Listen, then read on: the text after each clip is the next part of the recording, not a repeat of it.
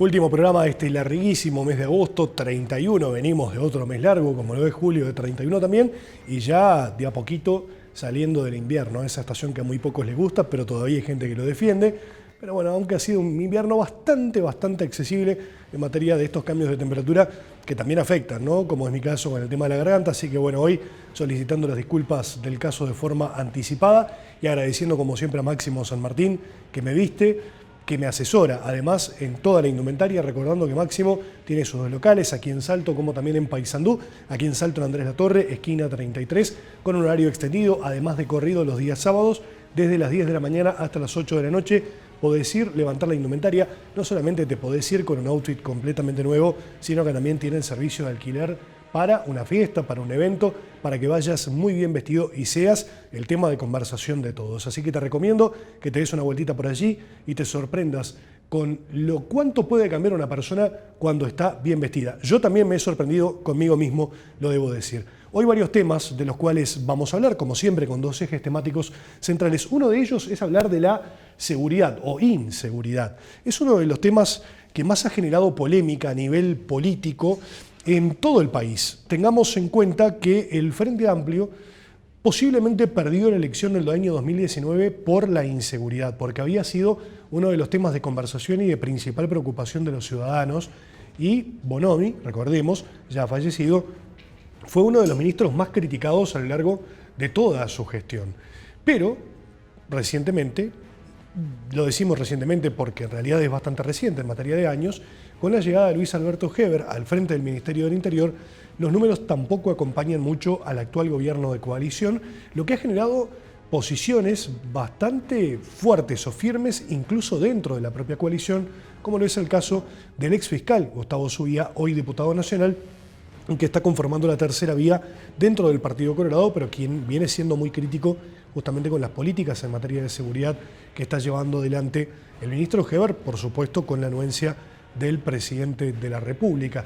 Lo cierto es que las cifras indican que los homicidios continúan aumentando, que posiblemente terminemos el año con una situación bastante similar a la del año pasado o incluso por encima, pero venimos de un fin de semana con varios homicidios, que ha sido sangriento y es algo que ya nos estamos habituando, pero además el control del territorio, la guerra narco, la presencia de organizaciones delictivas muy bien estructuradas y profesionalizadas muchas veces también generan una preocupación extra y es uno de los temas centrales para la población uruguaya. Y otro de los temas de los que estaremos abordando en la jornada de hoy tiene que ver con la reforma educativa y dando un poco de seguimiento a lo que hablábamos con Alberto Chirif la pasada semana. Están preocupados en realidad por la situación de los docentes de filosofía y las horas de filosofía, pero también hay cuestiones ligadas al presupuesto. ¿Cuánto dinero se invierte en educación y cuánto de esta modificación presupuestal será invertido o volcado justamente a este sector? Pero además de ello, venimos acompasando una reforma educativa promovida por el gobierno que en primera instancia modificó el primer, segundo y tercer año de ciclo básico para que sean ahora séptimo, octavo y noveno, y a partir del año próximo comienza también esa reforma en bachillerato que prevé, entre otras cosas, esos recortes en algunas asignaturas y algunos cambios también en la dinámica. Ya lo dijeron las autoridades educativas, lo que se busca con esta reforma es preparar a los estudiantes para el mercado laboral, que salgan mejor preparados para el mercado laboral, dejando un poco de lado o sin atender de la misma manera que se atendía antes la formación del pensamiento crítico o de algunas asignaturas que se entendía no eran tan necesarias justamente para la formación del individuo de cara a las capacidades y competencias que tiene que desarrollar una vez que alcance la edad suficiente para insertarse en el mercado laboral. El diputado Daniel Dalmau, diputado suplente por el departamento de Salto, va a estar hablando con nosotros sobre esto, una discusión que ha sido larga y tendida a nivel parlamentario y que continúa porque todavía el documento de la modificación presupuestal está en estos momentos en la Cámara Alta. Con esto y mucho más, volvemos después de la pausa en este último programa del mes de agosto. Enseguida volvemos.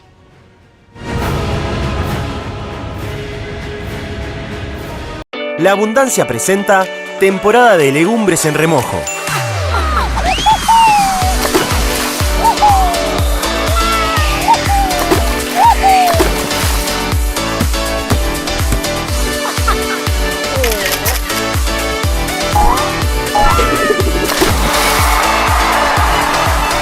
Recordá poner tus legumbres en el agua esta noche, así mañana podés disfrutar una comida deliciosa. La abundancia, lo mejor de cada cosecha.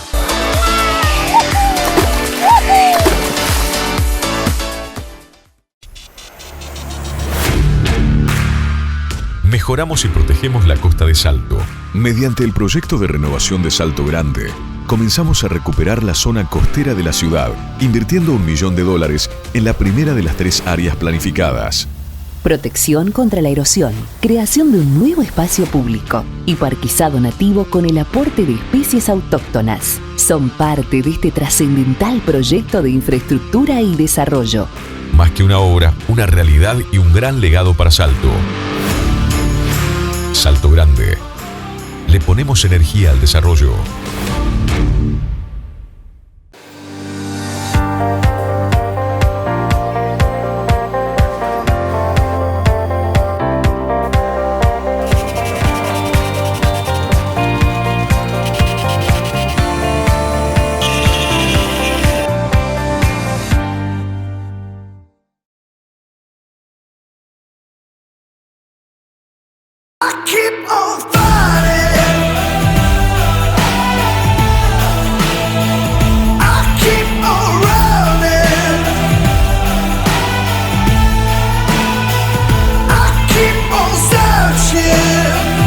Regálate un tiempo.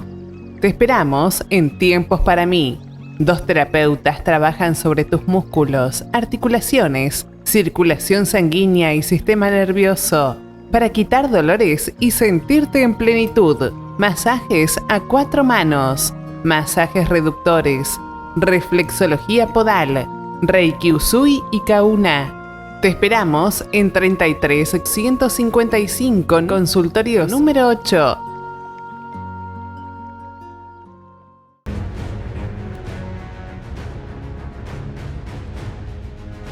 Estamos ya de regreso en esta jornada de jueves, último programa del 8º mes del año, compartiendo con ustedes a través de la pantalla de Canal 8, también de Canal 5 y a través de las redes sociales Ver para Creer en su 13ª temporada, ya 6ª conmigo aquí al frente, y agradeciendo como siempre que estén del otro lado acompañándonos para hablar hoy de cuestiones ligadas a la seguridad. Algo adelantábamos en el primer bloque. Tenemos al ex fiscal Gustavo Subía que nos está acompañando en representación de la tercera vía del Partido Colorado. Gustavo, que en ocasiones anteriores nos ha visitado aquí en el programa y hemos hablado mucho del tema seguridad. Pero además ha sido también uno de los ejes temáticos más importantes que ha llevado él adelante, conocedor por supuesto del tema, pero porque entiende que es uno de los temas centrales del país, de los temas neurálgicos. Así que Gustavo, muchas gracias por estar, buenas noches. Bueno, muchas Un gusto gracias tenerte por aquí. Contento de estar por acá, que recordaba perfectamente entrevistas anteriores. Bueno, el tema de seguridad no soy yo el que lo digo, es el ciudadano común. Lo primero que el principal tema de preocupación. Y lo primero que tenés que tener antes que dinero es seguridad. Un mínimo de seguridad para saber si llegás al otro día. Y particularmente venimos de un fin de semana bastante violento. Venimos de ciclos. Nosotros criticamos como coalición, y yo enfáticamente critiqué las políticas llevadas a cabo por el gobierno anterior en los últimos años. Hubo un crecimiento permanente de delitos, hubo un no cumplimiento de los planes que se establecían. El presidente Tabaré Vázquez había prometido una disminución de las rapiñas, eso no fue posible. El ministro Bonomi, además de haber discrepado yo con él en cuanto a las medidas, también tuvo dificultades porque su bancada, la bancada del Frente Amplio, no le dio los instrumentos que él pedía, a veces desesperado. Así que me imagino la situación difícil que debe haber pasado. Cambiamos de gobierno, sube la coalición. Una expectativa nueva. Una expectativa nueva y muchos planes y muchas promesas. El ministro Larrañaga se desempeñó bien, comenzó un desempeño, él ya estaba enterado de los temas de seguridad con su campaña Vivir sin Miedo, y entonces comenzó una actividad intensa con resultados además propicios. En este mundo yo lo comparo siempre con lo que es un estudiante y su resultado en el examen. El resultado es importante, pero tenés que analizarlo a la luz de si estudió o no estudió, porque perfectamente hay resultados aleatorios de salvar o perder, pero lo que te da la base es si estudió o no estudió. Larrañaga en el estudió o no estudió, había estudiado, es decir, tenía comprensión de los temas. Motivación de la policía, importantísimo, con varios Había un buen relacionamiento. Claro, ahora acabamos de venir de una reunión con funcionarios policiales jubilados y me decían esto mismo, un buen relacionamiento y un sentido de pertenencia que Larrañaga desarrolló. Y los resultados fueron buenos, disminuyeron drásticamente los homicidios, rapiñas, abigeatos, hurtos, pero disminuyeron de un ascenso que tenía intenso, hubo una disminución también muy intensa. En el caso de las rapiñas hubieron creo que 7.000 u 8.000 rapiñas menos que en los periodos anteriores. Es decir, los números se adecuaban también a los antecedentes. Había estudiado para bajar esos números. Fallece Larrañaga. Asciende Heber en posición de ministro y Heber asciende en una situación que yo lo comprendo, que es una situación de obligación. Y desconocimiento de lo que está. Porque además él lo admite públicamente antes de asumir el ministerio. Claro. Es un excelente parlamentario, Heber, pero de ahí a pasar la función ejecutiva, policía, el ministerio más difícil, conjuntamente con el de Economía, es un salto al vacío. Y con Heber mantuve yo en lo personal, ahora hablo en primera persona, una buena relación, suministrándole determinados elementos, intercambiando elementos, anunciándole eventuales presentación de proyectos. Yo llevo ya en el Parlamento 7 proyectos presentados vinculados al ámbito de seguridad, algunos aprobados, la mayoría no. Entre paréntesis te digo que el Parlamento es un paquidermo que demora brutalmente en mover cada una de sus patas, excepto que el mensaje se lo mande el presidente de la República. Ahí el trámite es bastante serio. Claro, ahí aceleradísimo. Además, cualquier proyecto de ley puede ser discutido y sancionado hasta el 31 de diciembre. Por lo tanto, viene un año electoral y ya no corre más. Pero los proyectos se presentan en comisiones, las comisiones tienen otros temas, te citan el día del arquero. Conversé con Heber hasta principios de este año, cuando realmente sorprendido me entero de su plan llamado Estrategia en Seguridad que quiere implementar con el asesoramiento básicamente del doctor Sanjurjo, nuevo formato al tema seguridad. Yo me sentí realmente muy sorprendido y lo califiqué gráficamente, básicamente en doblamos a la izquierda y no sacamos el señalero. Esa fue la forma irónica de describir este nuevo plan. Estimo que es un plan totalmente insuficiente, que apunta en aquello que a la política le caracteriza y es prometer futuro, no prometer presente o no cumplir presente, y estamos, a mi juicio, con resultados además magros. Por eso te traía el ejemplo de los resultados. Para mí no se estudia y los resultados son malos. Ahora, ¿son comparables las administraciones que realizaron, por un lado Bonomi, por otro lado Heber, con lo de Larrañaga, teniendo en cuenta el periodo de pandemia sobre todo? Porque ahí influyeron los números, sí, ¿no? La pandemia debe de haber disminuido los delitos, eso sucede, pero fueron tan marcados en todos los quehaceres de la actividad nacional, que entonces uno dice, además de la pandemia, tiene que haber existido. Además, los porcentajes de disminución comparados internacionalmente fueron mayores en Uruguay que en otros países. Descendieron todos. Los delitos más clásicos, el hurto, la rapiña, el abigeato, la violencia doméstica y el homicidio.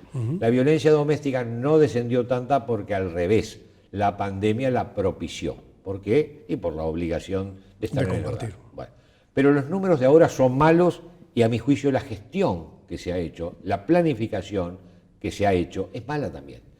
Te cito rápidamente 4 puntos básicos de la nueva estrategia que se buscó la adquiesencia de todos los partidos políticos y no se logró. El Frente Amplio, se quería una política de Estado, me parece perfecto. El Frente Amplio no lo dio, Cabildo Abierto no lo dio, dentro del Partido Colorado yo estoy en oposición y hay representantes del Partido Nacional que han renunciado al ministerio en los últimos días y han dicho no estamos de acuerdo. Así que es algo que levanta polvareda. 4 puntos básicos. Un tema estadístico, planifica la nueva estrategia de seguridad, macanudo, estadística, brillante, pero eso ¿en qué afecta la lucha hoy?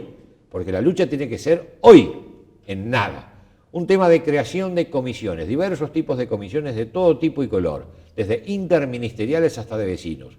No te olvides del aforismo. Cuando quieras que un tema no prospere, crea una comisión. A la educación me remito, donde también se promovieron comisiones que nunca se conformaron. Totalmente. Un tercer tema que es una articulación jurídica con la creación del Ministerio de Justicia.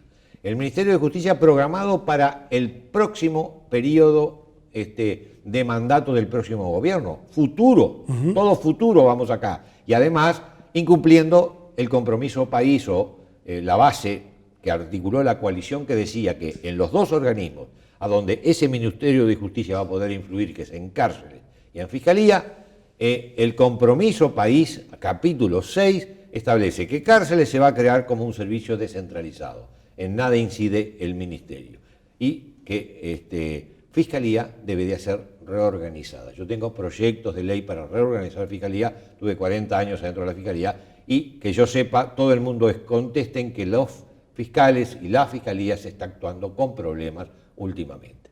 Y el último, el más pintoresco de las 4 asignaturas, hace referencia a los interruptores, el proyecto lo llama así, que son ex reclusos rehabilitados que van a salir a convencer a los narcos pesados de que no sean malos, de que se dediquen al crochet en lugar de dedicarse al narcotráfico. Bueno, ya decirlo, y perdóname si fui irónico, decirlo, plantearlo, te vuelvo a repetir que estuve en una reunión con policías con experiencia, jefes de cárcel y todo ahora hace unos minutos en Salto, plantearlo ya es una grosería, Se dice que en otros países han tenido resultados, yo he encontrado varios artículos que a algunos les dan resultados, otros le dan malos resultados, pero básicamente eso en otros países se articuló en grupos de jóvenes o grupos raciales que son muy diferentes a los grupos del narco que está profesionalizado. No, en los grupos del narco sabemos que hay... Tenemos organizaciones que están muy desarrolladas. Organizaciones además que tienen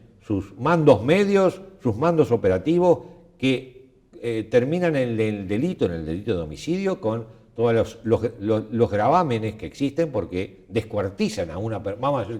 Vamos a ser claros. Hay que ser gráfico, en este sentido hay que ser gráfico. Le prenden fuego o lo descuartizan. Y a esos les vamos a ir a hablar de que, por favor, muchachos, compórtense. Es algo, me parece, muy grosero y de futuro también. Entonces, acordate del ejemplo, sacás malas notas, perdés el examen, pero además no estudiaste, entonces la cosa es clara. El que estudia y pierde, vos ves a tu hijo estudiar y perdió, bueno, decís, bueno, vaya y pase, pero si el tipo se pasó de joda y da el examen y lo pierde, ahí le caes con todo. Bueno, lamentablemente, el estudio, que sería la preparación de la nueva estrategia en seguridad, a mi juicio es absurda. No es que sea absurda en términos de que esté mal, no está mal, es una aspirina a un enfermo terminal. No tiene sentido ese tipo de actuación. Y las cifras son monstruosas. El año pasado estuvimos en 380 muertos, superando el nivel de pandemia por muertos, que son 350 en Uruguay, y este año vamos eventualmente para la misma cifra, porque ya en el semestre estuvimos más o menos en la misma cifra que en el semestre anterior. Sí, venimos con números rojos. Ahora, ¿cuál es la solución? ¿El principal problema hoy en Uruguay es el narcotráfico en materia de inseguridad? ¿Es lo que más está incidiendo? En materia de inseguridad, el narcotráfico es un 70% y luego hay un 30% que es el delito natural, el delito que siempre se ha realizado y se realizará por siempre. Recordemos que cuando Bonomi era ministro se hablaba mucho del ajuste de cuentas, del tema narco, que era muy criticado en su momento, y hoy también se habla de que cada uno de los delitos están de alguna forma relacionados. Me dicen, entonces la coalición no cumplió. Ojo, detengámonos. Bonomi tuvo en el 2018 420 muertos. Llegamos a la centena superior de 400. Nosotros, aún con todos los problemas que estoy criticando, estamos en el orden de los 300 y pico.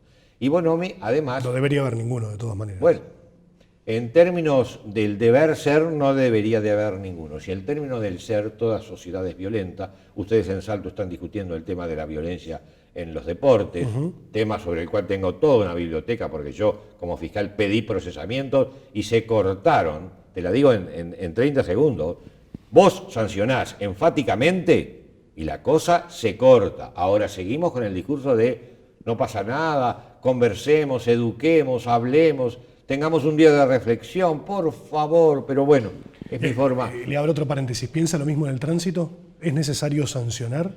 Es que es lo que da... Somos hijos del rigor. No sancionar mal. Creo que en el tránsito se sanciona mal. Pero sancionar, claro que...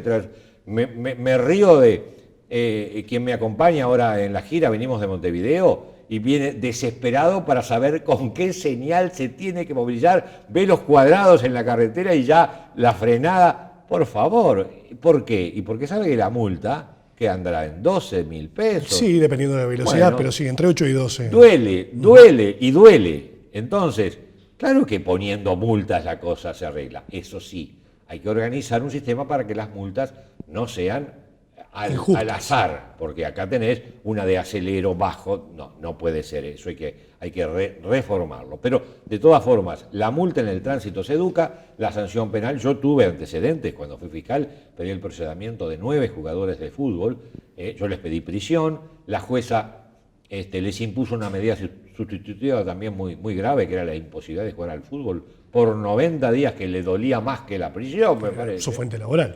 Fuente laboral. Y por un tiempo, en los partidos de fútbol podías ir con el bebé de 3 meses y le dabas la mamadera.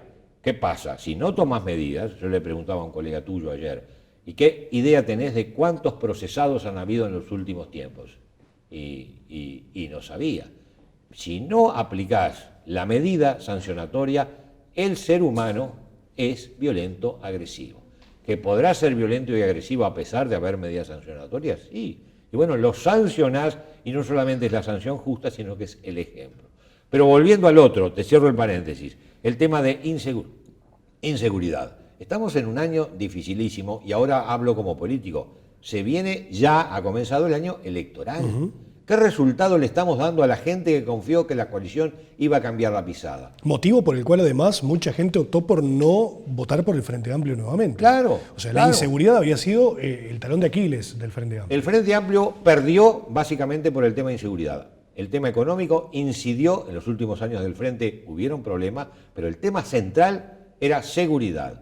Yo fui uno de los adelantados, lamento decirlo, lo digo con vanidad, pero dentro de la coalición era permanente fuente de consulta para las modificaciones que se iban a hacer. La LUC, yo tengo de puño y letra varios artículos. Quiere decir que me siento responsable de la victoria de la coalición. Y ahora estoy viendo que vamos barranca abajo. Heber es un excelente parlamentario, excelente. En la interpelación fue un maestro en el arte de la acción parlamentaria. Yo discrepé con él.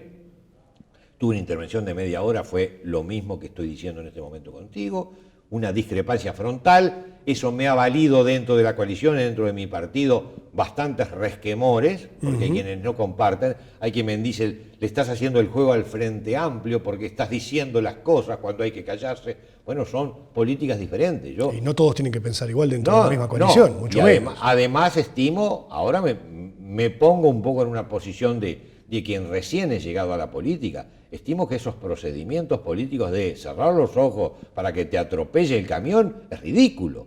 ¿Qué estamos diciendo? ¿Cosas nuevas o la gente lo sabe y lo conoce de lo que estamos hablando? La gente lo sabe y lo conoce porque lo sufre en la carne. A mí me paran, ando mucho. En Montevideo me voy a la feria de Tristán Narvaja habitualmente todos los domingos, que es una especie de codeo con pueblo. Y bueno, en el codeo con pueblo mucha gente me habla y me dice, doctor, ¿qué estamos haciendo? ¿A dónde vamos? No puedo olvidar esas palabras porque estamos en este momento errándole al bizcochazo. Electoralmente corre riesgo la coalición de seguir con estas conductas. Y me imagino, ¿qué hacemos? Es la pregunta. ¿Qué pasó? ¿Qué es lo que tenemos que hacer? Bueno, no tenemos que creer tanto en el conocimiento de la cátedra, en el conocimiento elevado y libresco. Hay que ir al conocimiento empírico, al conocimiento de quienes son los operadores. Lo que se necesita hoy es intervención policial. Si te resumo toda la entrevista en qué se necesita es intervención policial, que es muy diferente a presencia policial. Presencia policial tenés, como he sentido a varios voceros del Ministerio del Interior, que te dicen, no, en tal esquina hay un ropero, como se le dice vulgarmente, está parado con funcionarios adentro. Eso es presencia. Prevención del delito. No, pero no el narco pasa por al lado de ese camión, le pide fuego para su cigarro y sigue. No operará delictivamente en esa cuadrita, pero no le impacta en nada. ¿Qué es la diferencia con intervención policial? La intervención policial es que ese mismo ropero, con 10 funcionarios adentro, despliegue con otros roperos un cordón para interceptar tráfico y cumplir con lo que en la LUC le dimos a la nueva policía, donde cambiamos la pisada de la policía. Puede detener, interrogar, identificar, cachear, revisar el vehículo, ver antecedentes. Eso es lo que representa intervención policial. Entonces el tipo lleva una ametralladora adentro del vehículo, la policía interviniendo, no siendo testigo presencial pasivo, realiza el procedimiento debido. Costo. Ahora llegamos a la parte dura. Exacto, la pregunta del millón. ¿Tiene costo intervenir? ¿Es mayor costo que el de presencia? Por supuesto. Intervenir te lleva a enfrentar, y a enfrentar violentamente, porque el que lleva la ametralladora, capaz que se entrega, pero capaz que no se entrega. Y ahí tenemos el costo. ¿Ese costo es político? Por supuesto que es político. Y ahí quien opera de esa forma, que lamentablemente tiene que ser activa y muchas veces violenta, lamentablemente, pero tiene que ser, el costo político es las fuerzas de oposición a este gobierno van a desatar su furia y vamos a estar siendo otra vez testigos presenciales de campañas políticas a partir de hechos delictivos. Y mi frase es, bueno, lo lamento, pero hay que hacerlo. Hay que hacerlo. Que pagás el costo, lo pagás. Que este gobierno no quiere, y es mi gobierno de coalición, pero no puedo callarme la boca, que este gobierno no quiere pagar ese costo, no lo quiere pagar. Quiere seguir manteniendo la olla, seguir visualizando el partido, y eso sí, presencia policial acá, presencia policial allá, pero la mano dura no. La mano dura no. ¿Por qué? Y el último ejemplo que te pongo, los ucranianos cuando invadieron los rusos hubieran podido rendirse. No tenían, ni un muerto tenían, si se rendían. Optaron por luchar, optaron por defender el territorio. Nosotros estamos perdiendo el territorio. Usted utiliza mucho las redes sociales, sobre todo Twitter, y hay un usuario que, no sé si Manuel lo tiene por allí, que publicó: nunca fue tan fácil ganar las elecciones con el tema seguridad. Presentar un plan de reforma del Código Penal y construcción de cárceles más vía libre a la cana para limpiarlos en la calle. La purga debe ser absoluta y la mayoría absoluta de la sociedad lo reclama. ¿Coincide con este punto de vista? No. Muchas veces me hacen más o menos, a ver, está muy interesante lo que dice ese usuario, pero coincide con, estima que Bukele va por el buen camino. A usted lo han comparado mucho con Bukele, ¿no? Bueno, acá justamente lo estamos diciendo. Lamento ser que pregonero con un nombre de ficción y una cara de ficción. Habitual en este tipo de redes sociales. Pero me dicen, no vamos a repetir ahora todas las cosas que me dicen. Hice hasta concurso de insultos. ¿Cuál era el insulto más interesante? Porque acá más que el usuario es el contenido. Digo, la afirmación que realiza, que me pareció buena porque mucho se ha hablado de este tema. Bueno, ¿no? La reforma no es del Código Penal, es del Código de Proceso Penal. Que fue la que se llevó adelante, que la discutimos. La construcción de cárceles. No es necesaria la construcción de más cárceles, es necesaria el orden dentro de las cárceles, que fue lo que yo hablaba, orden y control. Pero tenemos hacinamiento en todas las Pero el hacinamiento es fruto del descontrol. Suponete que a vos te vienen un fin de semana primos a tu vivienda, sobrinos a tu vivienda. Donde no controles y organices, aquello es, ¿qué? Un hacinamiento. Porque tenés que decir, este es tu espacio, y en tal horario, suponete que tenés una familia numerosa, tenés que organizar los movimientos. Las cárceles no están organizadas. En las cárceles el control sustantivo, más allá de cárceles especiales, que las hay en el interior, pequeñas cárceles que tienen un tratamiento lógico de buen control, porque sus moradores no son precisamente los pesados. Son los de mínima seguridad. Claro, son dos realidades diferentes. Los pesados están en Concar, en Libertad, en Las Rosas de Maldonado y en Cárcel de Canelones. Ahí están los pesados. Ustedes tienen cárceles hacinadas acá también, pero no tienen el peso pesado que es característico del sur. El peso pesado del sur en las cárceles pone el orden. El mano dura, el brazo gordo, como se llama, son los pesos pesados en el sur.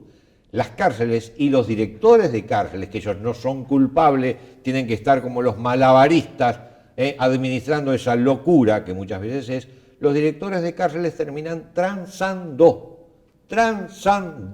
con los reclusos para evitar los motines. Toda esa historia, yo creo que hay gente que la conoce. Eso viene de mucho antes, viene del Frente Amplio. Obviamente este gobierno prometió y este gobierno cumplió, Larrañaga cumplió. Se cambiaron los mecanismos como fue la LUC, se cambió la participación policial en procedimientos, Larrañaga acompañaba el procedimientos, motivó una fuerza moral en la policía que se siente todavía hoy y los números casualmente le dieron. Bueno, la casualidad de la pandemia, no, esos números tienen realidad de trabajo.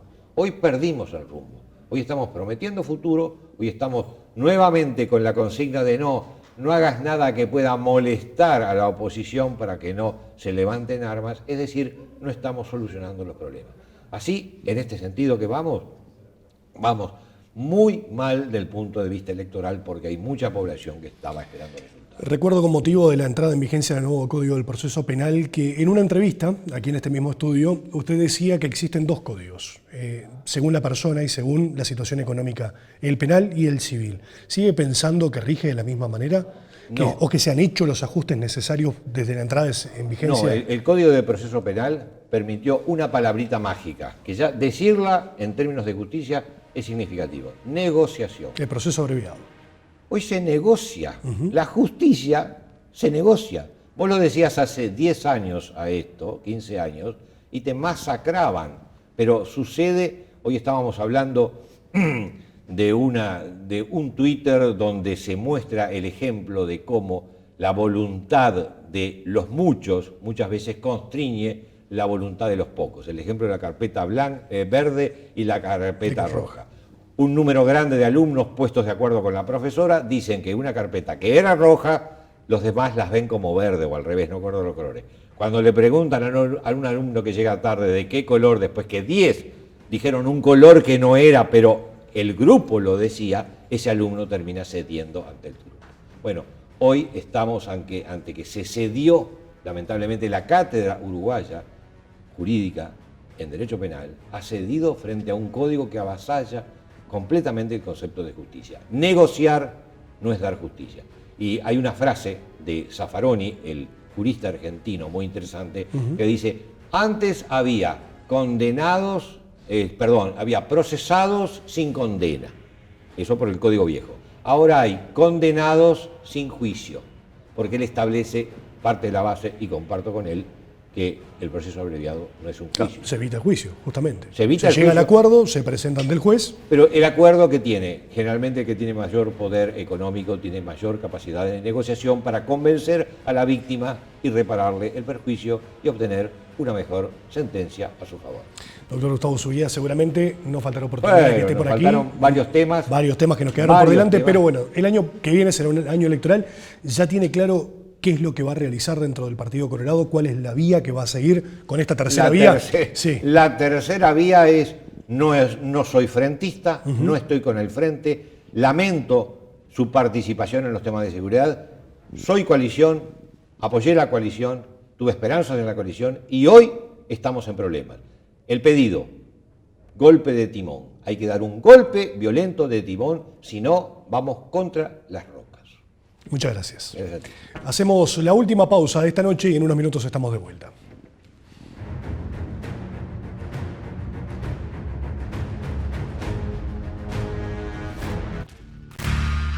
Mejoramos y protegemos la costa de Salto.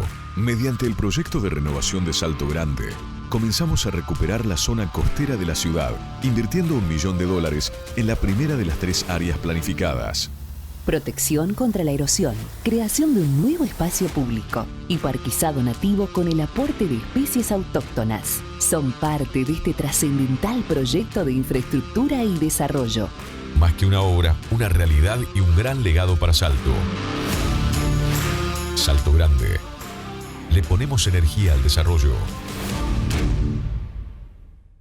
La Abundancia presenta temporada de legumbres en remojo.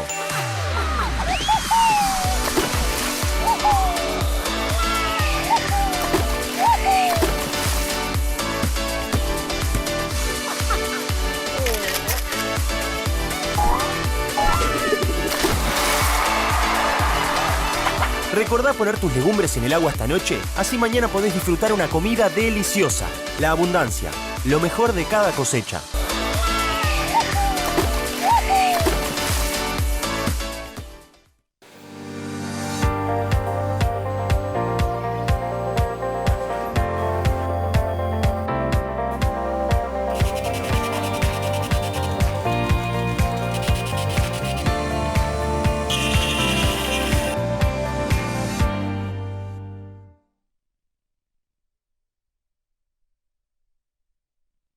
Regálate un tiempo. Te esperamos en Tiempos para mí. 2 terapeutas trabajan sobre tus músculos, articulaciones, circulación sanguínea y sistema nervioso para quitar dolores y sentirte en plenitud. Masajes a 4 manos, masajes reductores, reflexología podal, Reiki Usui y Kauna. Te esperamos en 33 155 consultorio número 8.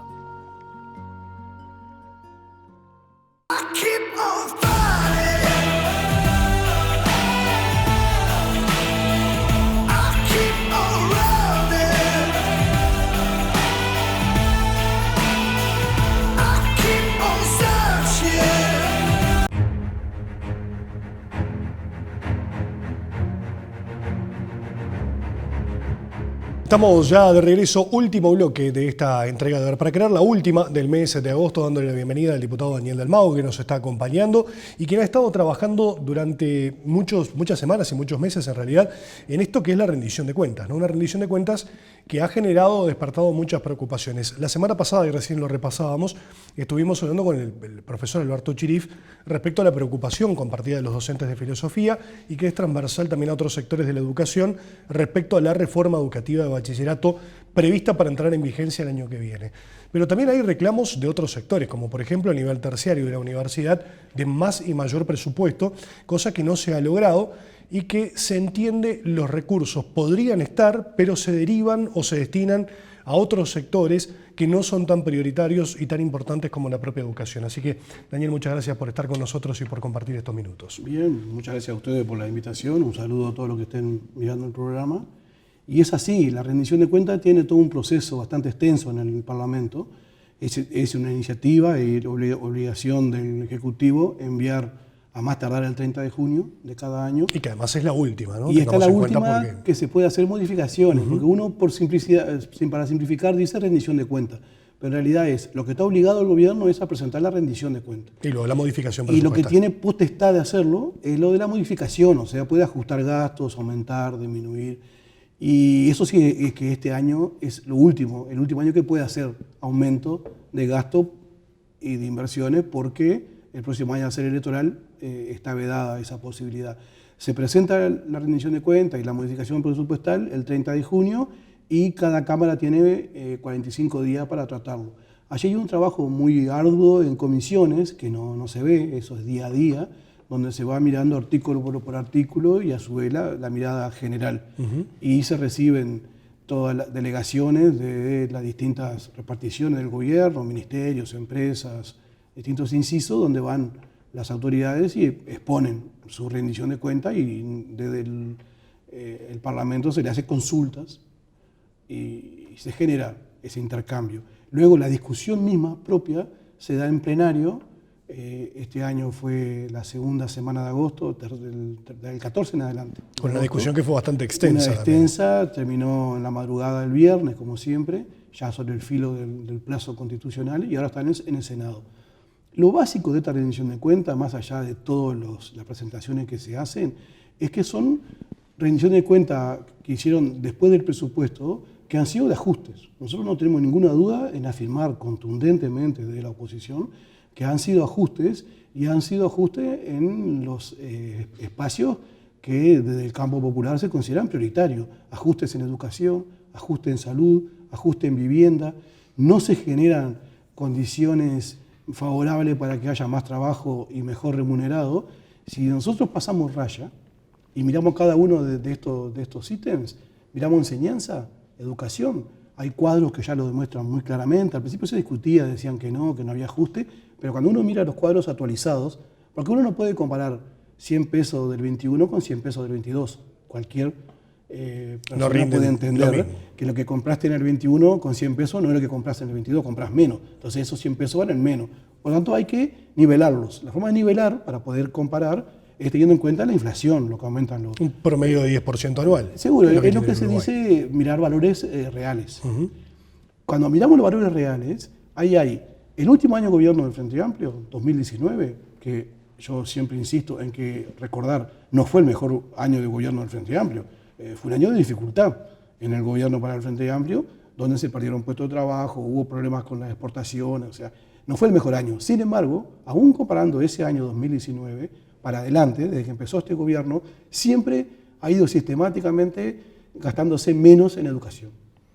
Hay varios millones de diferencia que daría para hacer muchos liceos. Por ejemplo, ¿se acuerdan de aquellos 136 liceos que prometía uno de los candidatos del Partido Colorado, Talvi? Bueno, no han hecho nada prácticamente del liceo, estamos lejísimos de esos 136. Lo que se hizo fue terminar algunos que venían de la administración anterior y muy pocos de este periodo. O sea, ese ajuste que se hizo, que se hace por dos vías. Se hace por asignarle menos en el presupuesto a la educación, que es lo que se hacía en el 2019, y también la otra vía es ejecutando menos. Es decir, te autorizo 100, pero gastás 90. ¿No? Eso es ejecutar por debajo. Entonces, por esas dos vías, por la asignación menor y por el ejecutar menos, es que se genera esa diferencia importantísima año a año. O sea, hoy este gobierno gasta mucho menos en educación que lo que gastaba el último año de gobierno del Frente Amplio. Hoy los sueldos son inferiores a lo que el último año de gobierno del Frente Amplio. Hoy lamentablemente hay más pobreza en este país, lamentablemente hay más gente pobre, hay más niñas, niños pobres que lo que había en el último año de gobierno del Frente Amplio. Vivienda, aquellas 50.000 viviendas que prometió la ex ministra de Vivienda, la esposa de Manini, que fue bajada de esa responsabilidad. Bueno, ella propuso 50.000, proponían en su campaña electoral desde su partido 50.000 viviendas. Sí, pues dijeron que era una expresión de deseo, claro, ¿no? Pero no había sido una promesa como tal, literal. Pero en la campaña no dijeron que era una expresión de deseo, sino que fue una propuesta de campaña electoral. Entonces, en definitiva, lamentablemente hoy tenemos un país más desigual, sin duda, más desigual que el que teníamos cuando los gobiernos del Frente Amplio. Quiere decir que la política de este gobierno, expresadas en su presupuesto y año a año las rendiciones de cuentas, las modificaciones presupuestales, genera un país con más desigualdad que el que teníamos anteriormente. Y eso es tremendo, porque cuando hablamos de desigualdad, estamos hablando de más gente pobre. Eso tiene cara de niña, tiene cara de niño, tiene cara de gente que vive en la calle, tiene los que no consiguen trabajo y los que consiguen, porque ellos una cosa que marcan mucho su marketing, es que hemos recuperado puestos laborales. Puestos laborales, sí. Lo que no dicen que son de inferior calidad. Ellos cuando ponen los puestos laborales que se generan, sin duda que incorporan, por ejemplo, llamados jornales solidarios. Aquellos que trabajan en las intendencias por algunos meses y que trabajan 15 días y cobran 10. Sí, porque a propósito de ello, el precandidato, otro era precandidato y hoy senador Juan Sartori, publicó ayer: en 4 años se generaron más de 100.000 puestos de trabajo. Cuando presenté esta meta concreta y realizable en mi proyecto de gobierno, muchos dijeron que era un disparate. El tiempo y los datos demostraron que estábamos en lo correcto. O sea, de alguna forma refrendando que hubo una generación de trabajo de más de 100.000. Lo que nos dice es que se perdieron, al empezar este gobierno, se perdieron muchos puestos, decenas de miles de puestos de trabajo. Entonces, después en el rebote de la economía se recuperaron esos puestos y algunos más. Muchos motivados por la pandemia, justamente. Claro, porque en la pandemia se perdieron muchos puestos de trabajo. Después, después que pasamos la pandemia o que empezamos a pasar la pandemia, el propio efecto rebote en la economía llevó a que la economía mejorara y que entre otras cosas se recuperaron puestos de trabajo perdidos anteriormente. Ellos dicen, según los números que dan, que son encuestas, no son censos, son encuestas, dicen que hay un poco más de puestos de trabajo que lo que se recuperó un poco más que lo que se perdió. Ahora, los sueldos son menores. Entonces, si el país aumenta, ¿no? El PBI crece, pero los salarios no. ¿Quién se está quedando con esa riqueza que el país crea cada vez más? La reserva de los bancos es histórica. La reserva en el Nunca exterior, fue tan grande. sobre todo en el exterior. Una cosa, ¿no? Hay una preocupación muy grande y es real, ¿no? Por la gente que va a comprar enfrente. ¿No? ¿Cuántos capitales se van a los bancos? Es muchísimo más. Sin duda que es muchísimo más que eso. Capitales que se van a los bancos del exterior. Quiere decir que aquello llamado Maya Oro por el presidente que ha sido una expresión que muestra su concepción. O sea, para él no hay que molestar a los Mayaboro, hay que limpiarle todo de problemas para que puedan crecer y crecer, porque ellos dicen que en algún momento ese crecimiento va a derramar sobre el conjunto de la sociedad. Algo parecido decía Sanguinetti, la gente de mi edad y más recordará que a la salida de la dictadura eso decía Sanguinetti, que había que ajustarse el cinturón, dejar crecer la torta para que después pueda derramar en el conjunto de la sociedad. En realidad, en aquella época nos ajustamos el cinturón la mayoría de los uruguayos, la torta creció, pero se la comieron los que hoy este presidente llama los Mayaboro. O sea, todas las políticas y lo que ha hecho este gobierno en estos casi ya 4 años son para favorecer a esos sectores y entonces redundantemente lo que hace es desfavorecer a las clases populares, a los trabajadores. Hoy los trabajadores tienen menos salarios que en el gobierno anterior, perdieron salario. Este gobierno dice, sí, pero hicimos acuerdo para recuperar el salario real cuando termine el gobierno. Si todo va como ellos dicen, si todo va bien, esos sectores que acordaron, que no son todos, después podemos hablar de eso, pero esos sectores cuando termine este periodo de gobierno van a estar ganando el mismo salario real que ganaban cuando comenzó. Pero lo que perdieron por el camino, perdido está. Eso nadie se lo recupera. O sea, si mes a mes yo compro menos cosas porque mi salario es menor, aunque después yo recupere cuando termine el gobierno tenga el mismo, no todo lo que perdí por el camino, eso perdido está. Y además, nos prometieron los 5 mejores años de nuestras vidas. Quiere decir que cuando inicia cada periodo de gobierno, uno supone que vamos a mejorar. Que vamos a mejorar. Ahora, en estos 5 años no vamos a mejorar nada. Y en el mejor de los casos empataríamos, pero con todo lo perdido. Entonces, en realidad, quiere decir que... Pero la economía creció. Iba a seguir creciendo. Pero más en cada rendición de cuentas, yo termino con esto, en cada rendición de cuentas ellos nos dicen que más o menos va a crecer entre un 9 y un 10% la economía en este periodo. Si los salarios quedan iguales, entonces esa diferencia, ese crecimiento... ¿Para dónde va? ¿Para dónde va? Ahí está el problema. O sea, es un país que crece, pero no crece igual para todos los barrios, no crece igual para todos los uruguayos, las uruguayas, o sea que genera una sociedad más desigual. Ahora, mucho se criticó durante la campaña política pasada al propio Frente Amplio en el entendido que 2 de los sectores o las áreas donde más se perdió fue en la educación por un lado y en la seguridad por el otro. E incluso recién hablábamos con el diputado Subía que decía la inseguridad fue la que al fin y al cabo terminó volcando a gran parte del electorado que habitualmente votaba por el Frente Amplio a optar por un cambio en la conducción política del país. Pero la educación no está ajena a esa realidad, porque incluso fueron años muy conflictivos, no solamente con Tabaré Vázquez, presidente, recuerdo con Mujica, en un punto que estuvieron al borde de la huelga y donde hubo que decretar la esencialidad de la educación. Por lo tanto, la situación de desgaste de la educación se viene arrastrando ya desde hace muchos años. Sí, una precisión necesaria para hacer ajustarnos a la realidad. La declaración de la esencialidad fue en el último gobierno que presidió Tabaré Vázquez. Ah, bien, correcto. 2010. Claro, 2015 fue la huelga ahí por mitad de año. Cuando ya había asumido Tabaré Vázquez. Claro, ya estaba Tabaré Vázquez y ahí se decreta la esencialidad. Gran error, obviamente, que asumimos como un error de todo nuestro gobierno. Gran error. Después creo que todo el Frente Amplio lo terminó reconociendo. Fueron dos caballitos de batalla muy importantes que manejó la oposición, que estuvo en campaña electoral permanentemente mientras el Frente Amplio era gobierno. Uno era la seguridad, y entonces todos los días renunciaba Bonomi, ¿se acuerdan? Que estaba así, y que la educación era un caos. Entonces, en realidad, yo la defensa que tendría con Subía, es que en lugar de decir que el tema de seguridad fue uno de los que generó que el Frente Amplio haya perdido, yo diría el manejo muy agudo, ¿no? Con mucha fuerza, con mucha difusión por los grandes medios de comunicación, o sea, muy ayudado por los grandes medios de comunicación, y la maneja permanente sobre un problema que es real. O sea, sobre un problema que es real, el tema de la seguridad en nuestra sociedad. Eso claramente perceptible. Claro. Eso fue uno de los problemas, o sea, el manejo que hicieron. Tan es así que ellos decían que todo era un problema del Frente Amplio, que el Frente Amplio no aplicaba la autoridad, que era un problema de actitud, que cuando ellos estuvieran al otro día iban a cambiar la actitud y la policía iba a ser mucho más efectiva. Y claro está que los números dicen que no es así. Bueno, en otras palabras, lo decía él, es casi más de lo mismo. Es casi más de lo mismo. O sea, seguimos con...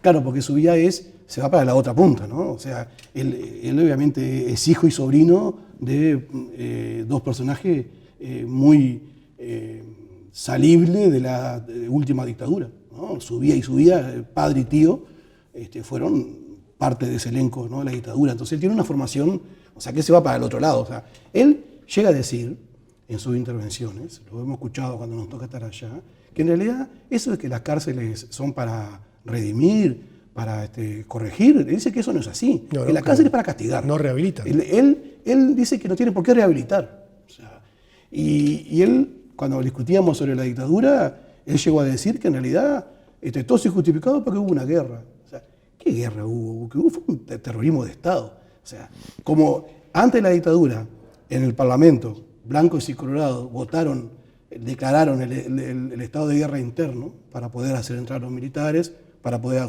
hacer que jugara la justicia militar y no la civil, declararon el estado de guerra interno. Pero una declaración de una mayoría en un momento determinado política no dice que la realidad es esa. O sea, acá no hubo una guerra, acá hubo realmente una agresión muy fuerte desde el propio Estado, que produjo lamentablemente muchísima injusticia. Sí, ya sabemos que los brazos armados estaban desarticulados por completo, ¿no? Sí. La excusa que era porque contra el MLN, no, el MLN ya lo habían derrotado militarmente, y entonces la dictadura fue para imponer a sangre y fuego un modelo económico, que no es un modelo económico pensando en las grandes mayorías ni en las clases populares, el campo popular, sino que un modelo de esto, hablando de los mayagoros, pero imponerlo con mucha fuerza y apoyado en el terror. Pero más robaron. Cuando uno estudia, cada casa que entraban a detener a alguien en forma ilegal, porque entraban en forma ilegal, se robaban todo lo que había allí. Cuando mataron a las muchachas de Abril, vilmente, que las asesinaron a las 3, indefensas en un apartamento, le tiraron centenares de balazos y después robaron todo. Se sacaron los cuerpos y se robaron todo lo que había. Y así donde entraban. O sea, robaban y es más, se robaron niños. Y cometieron aberraciones del tipo de Macarena Hellman, sus padres, ¿no? El hijo del escritor, del poeta argentino Hellman, y su mamá, a él lo matan, lo desaparecen y a ella la traen al Uruguay embarazada con el único motivo para esperar que tuviera su hija, entregársela a un represor y matarla a la madre, que hasta ahora no ha aparecido. O sea, hechos de ese tipo hicieron durante la dictadura, pero no hay que olvidarse que no es un tema que fueron algunos militares malos, ¿no? Fue para imponer un modelo económico una política y social. De Estado en aquel momento. Una política de Estado y donde los civiles, los ambientes tuvieron mucho que ver. No aparecen, porque los mayagoros no aparecen, ¿no? El verdadero poder no nos aparece a nosotros todos los días. O sea, no sabemos quiénes son. Claro, o sospechamos, pero no sabemos quiénes son. Es muy difícil llegar a saber quiénes son. Acá en este país está muy estudiado la pobreza.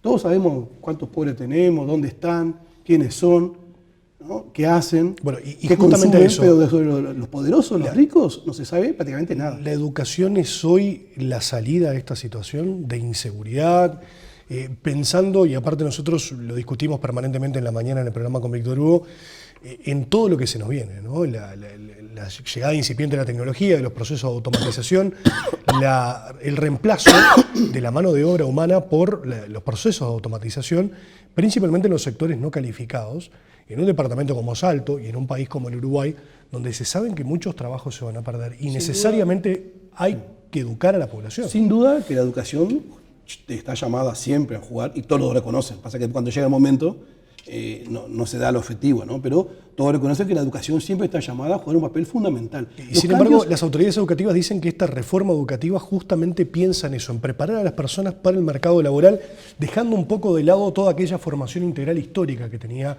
el ciudadano uruguayo. Eso me hace acordar mucho a Rama, cuando decía que a los chiquilines solamente hay que enseñarle un poquito de inglés y a manejar una computadora.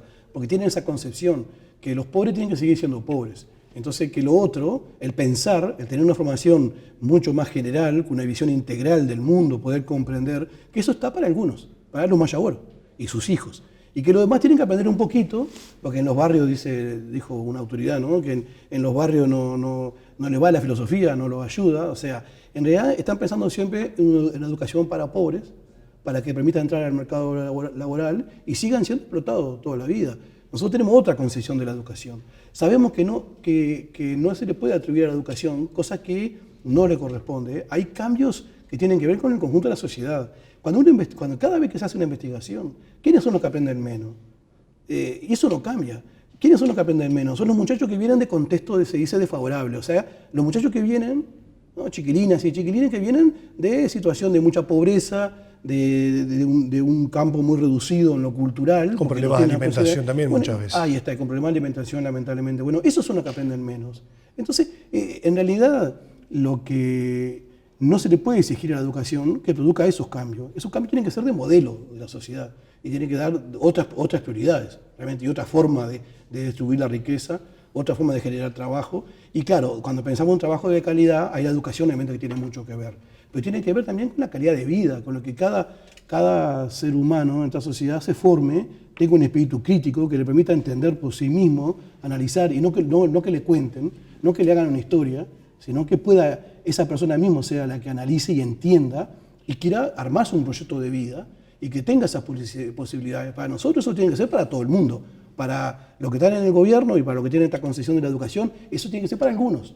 Y lo otro tiene que ser, bueno, que se preparen un poquito como para que puedan ser pero la funcionales toda la vida. postura es que sea pero más sin duda universal. que la educación tiene... Ahora, si fuera así, si es cierto, un dato que es, yo lo planteaba en mi intervención en el Parlamento, el presupuesto de la universidad, una cosa que no se ha dicho mucho. Yo me lo confirmó cuando en una reunión que tuvimos el rector. No solo en la última rendición de cuentas, sino desde el propio presupuesto. El mensaje del Ejecutivo, que después es muy difícil modificar, porque la iniciativa del Ejecutivo.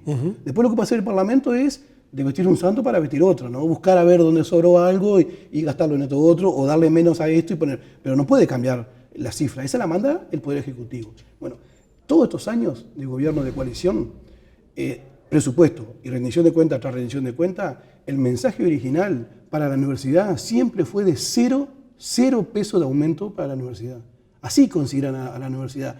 Después a nivel parlamentario se hacen los ajustes y se consiguen y se rescata, pero nada que ver con lo que piden, obviamente. Este año, cuando yo fui a intervenir, antes había intervenido una diputada del Partido Nacional de Paysandú. Ella siempre habla de educación porque fue maestra. Entonces dijo estar emocionada porque se había en el Parlamento conseguido recursos para la universidad. Entonces, cuando nos tocó intervenir a nosotros, decía, estoy emocionada. Entonces yo decía, ¿da para emocionarse que la universidad pide 100 millones y le dan 6? O sea, el 6% de lo que pide la universidad le dan y dicen que están emocionados. O sea, era una alegría impresionante aquello, ¿no? De que habían logrado. Y sin embargo, así tratan a la universidad. Hay que recordar, cuando el año de la pandemia, año terrible que todos vivimos acá en el 2020, ¿se acuerdan el papel que jugó la universidad? No solo porque la propia universidad destinó mucho de sus recursos a investigación, a generar los kits, ¿se acuerdan? Los testeos, a hacer los estudios. Además, la universidad fue la que aportó los científicos. Aquellos que todos los días hablamos del Gachi, fulano y mengano, y estábamos tan orgullosos de los científicos, cómo nos orientaban. Bueno, esos científicos salen de la universidad pública.